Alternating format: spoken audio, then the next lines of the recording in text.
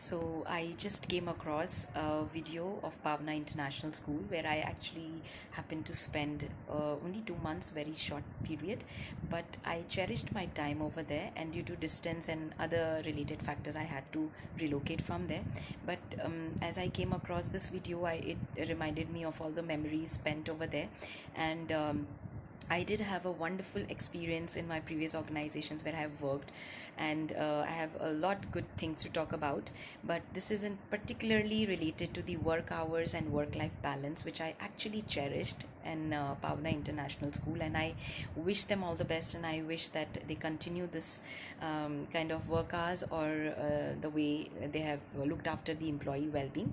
And I thought of sharing because in a world where we focus on being a person who is of a strong mentality towards global perspectives and dealing with global and local issues, I feel strongly that we are there to appreciate each other and bring out something good in each other, and that's how we can lead to a world filled with a better place and better places and peace, so and unity.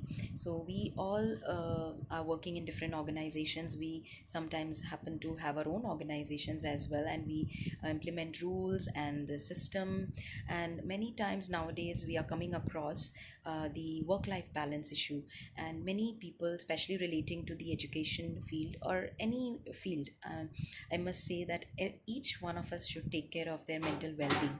So what I experienced at Pauna was the work culture, which I actually admired.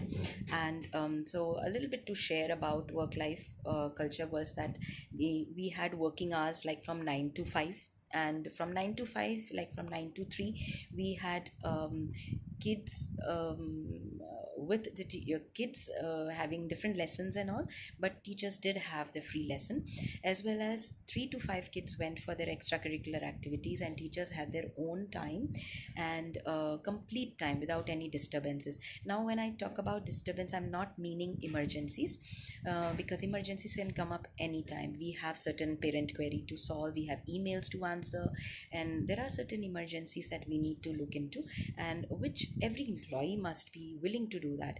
And people like us who are an extra mile worker, they will not even think about themselves, they will not think what they are getting in return, they'll always be ready for the work.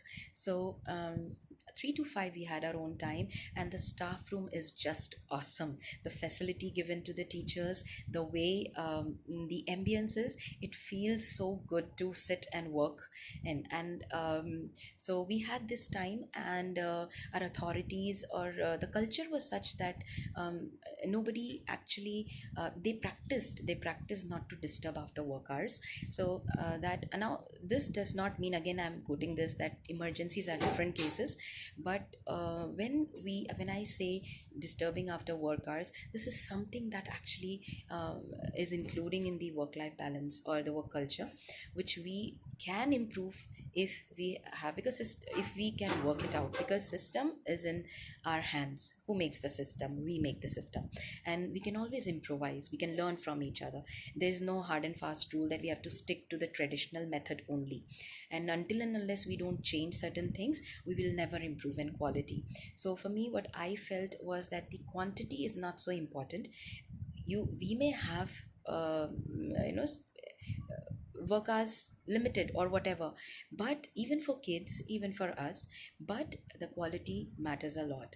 So now, talking about the work thing, we had ample of time, we finished our lesson plans and all within this time, and teachers had enough, staff had enough time to have breakfast and then start their day, because 9 to 5. So I feel this timing worked better. Now every place may have their own concerns, so I'm not quoting anybody or I'm not saying anything.